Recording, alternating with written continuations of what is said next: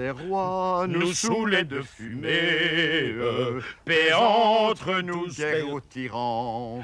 appliquons la grève aux armées, crosse en l'air et rompons les rangs. S'ils s'obstinent, ces cannibales, à faire de nous des héros, ils sauront bientôt que nos balles sont pour nos propres généraux. C'est la lutte Oui, on peut en mettre finale. Bon.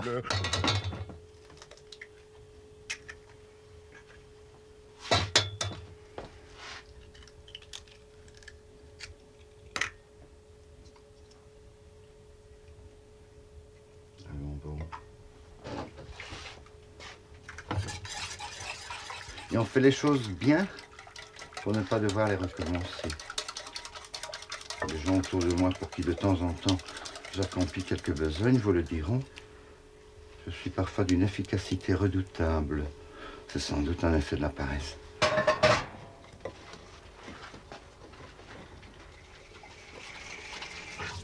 Économie dans tout. Pour vivre bien, il faut quel budget à peu près par mois? En mettant tout ensemble, disons, voilà, avec une base de 11 000 francs et quelques petits travaux sympathiques chez des gens qui m'aiment et que j'aime et qui me reçoivent gentiment, ça devrait faire 15 ou 16 ou 17 000 francs. Quand on veut vraiment un gros supplément, une paire de chaussures ou une chose importante, on s'active pour ce qu'il faut. Il faut attendre 5 minutes pour le four.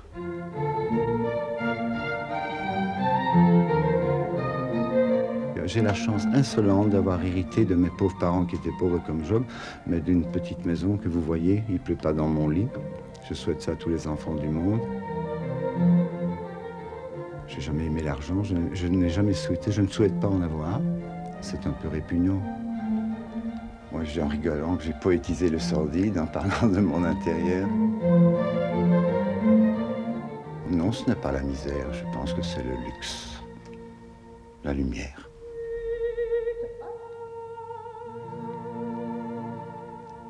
Et quoi encore? Ah oui, j'ai débuté ma brillante carrière en fonctionnaire. Ça s'appelait la caisse des vacances annuelles, c'est un gag. Ça présageait de mon avenir, ça n'a pas duré longtemps. Mais mes parents, qui étaient braves comme tout, souhaitaient quand même que je sois au moins fonctionnaire. Et heureusement, j'ai appris à vivre plutôt qu'à fonctionner. Ça ne vous intéressait pas? Ce qui m'intéressait, le travail, les études. Non, on n'a sans doute pas pu m'en montrer que c'était intéressant. Voilà. J'ai fait un milliard de petites choses, bien sûr, en ne faisant rien.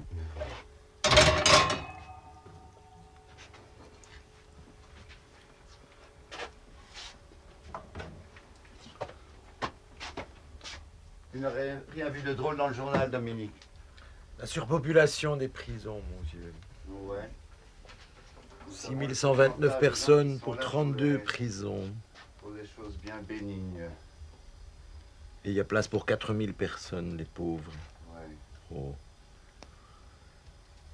Il devrait déplacer ça vers les campagnes.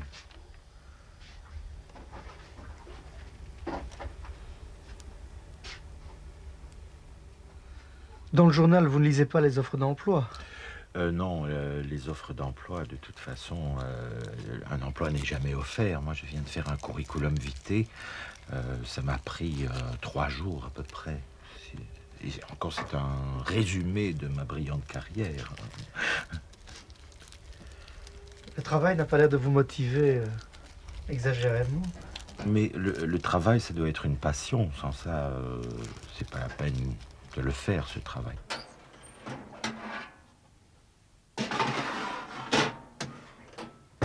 Ça grince un peu. Évidemment, tout ce qui vient des poubelles n'est pas parfait. Vous avez arrêté de travailler depuis quand? Mais depuis à peu près l'an de grâce 1974. Et puis, je me suis quand même fait remettre au travail de temps en temps. comme chômeurs mis au travail, etc. Dans des statuts qui n'en étaient pas, dans des statuts précaires, dans du travail au noir aussi, ça existe. Mais c'était toujours des coups de cœur et des coups de passion. Vous êtes ce qu'on appelle dans un village chômeur professionnel? Non plus, je n'ai jamais chômé. À un certain moment de ma vie, j'y avais peut-être même droit, sait-on, en sortant de mon aventure avec ce cher M. Petenzi, mais je ne me suis pas renseigné là-dessus. Je croyais pouvoir vivre simplement un peu de l'air du temps et d'amour et d'eau fraîche. D'autres dispositions légales maintenant me permettent d'en jouir encore plus confortablement, mais ça ne m'empêche pas de faire un million de choses que des milliers de gens peuvent apprécier éventuellement. Ce refus de l'allocation de chômage, ça correspondait à quoi pour vous? À ce moment-là, c'était peut-être de l'orgueil. Il n'y a pas grand-chose cette semaine alors. Non. Non, c'est pas fait. Ouais. Donne-moi un bout de cabillaud quand même. Oui. En morceau ou en filet? Un bout de filet. Oui. C'est tout? Ouais. Ça fera l'affaire. Voilà. Ben, la semaine prochaine. 187. Moi, je paye cette fois-ci. Non, c'est moi. C'est moi.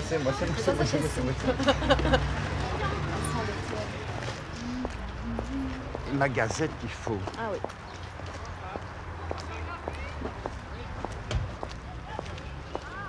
Parce que moi, je trouve que cette poissonnière-là, elle a l'air vraiment beaucoup plus fournie que... Aussi, là-bas? que là-bas. Non, l'autre, la petite, là. Ici? Oui. Non? C'est pas mon avis. Je part qu'elle a ses cheveux qui traînent sur le poisson.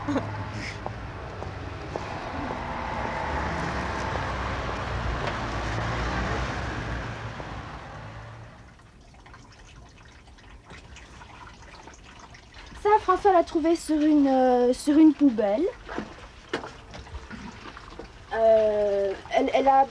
Elle fonctionne très très bien. Voilà.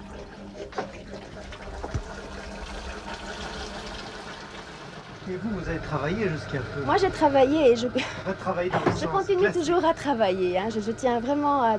Je ne suis pas une fainéante. Un fainéant, c'est quelqu'un qui ne fait rien. Je suis une paresseuse, c'est-à-dire que j'essaie au plus possible d'éviter les gestes inutiles, d'éviter le travail mal fait pour devoir le recommencer plusieurs fois. Mais je travaille. Vous étiez prof de quoi? J'étais prof de français. Oui, salut. Viens. Bonjour. Ça va? Est-ce que je peux faire mes devoirs? Comme d'habitude. Qu'est-ce que tu as fait? La lecture. Lecture de quoi? C'est ton journal de classe, dictionnaire. Page 84. La côte de France, éclairée par le soleil couchant, m'apparaît comme une main tendue pour m'accueillir. Et quand de bosser il eut l'âge pour la grande ville d'à côté, Dédé quitta son beau village, ça dura pas plus d'un été. Lui qui rêvait de gagner des briques, lui qui croyait se faire de l'osier. Après 3 mois dans une fabrique, il la traitait de vrai bousier. Avec ses chiens de contremaître et ses vendus du syndicat, l'avait raison, faut le reconnaître, Dédé réfléchit sur son cas.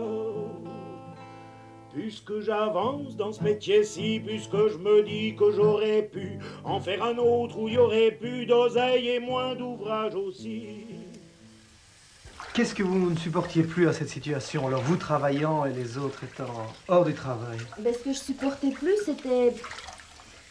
D'abord, je vis avec un créateur. Et je ne participais plus à sa création. Ça, c'est une première chose. Et vivre avec un créateur, c'est pas tous les jours facile. Et si c'est en plus, moi je suis littéraire, en plus pour être exclue de cette création littéraire, c'était vraiment très pénible. Et puis aussi, c'est que dans le groupe de gens avec lesquels je vis ici, c'est que j'étais la seule à vraiment aliéner ce que moi je suis à cause du travail, quoi.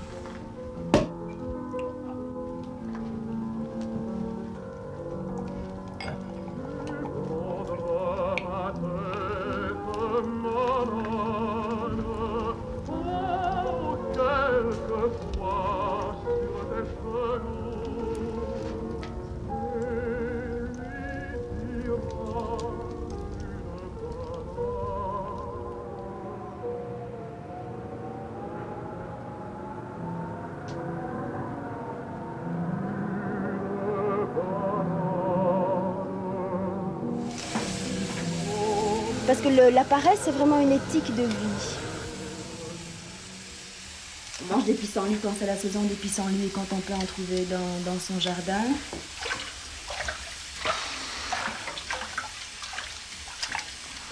On accommode jusqu'à la dernière limite ce qui reste des repas précédents, mais c'est pas fait avec honte, c'est pas fait avec oh merde, il faut. C'est vraiment c'est quelque chose qui est tout à fait naturel, quoi.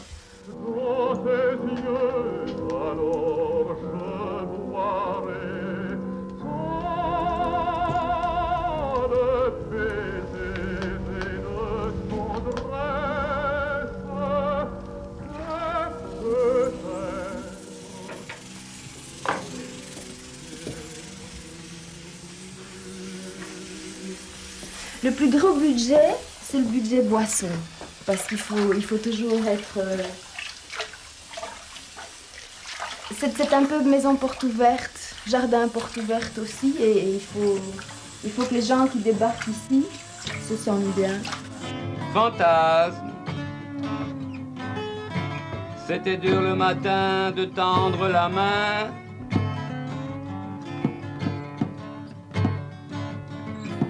Toujours un peu pâte blanche, le pain gagné sur la planche, la mine enfarinée s'en va boulotter.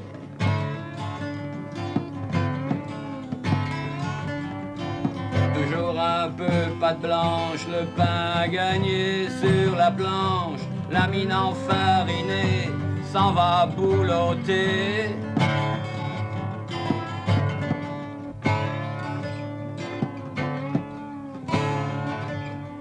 Fantasme, marasme,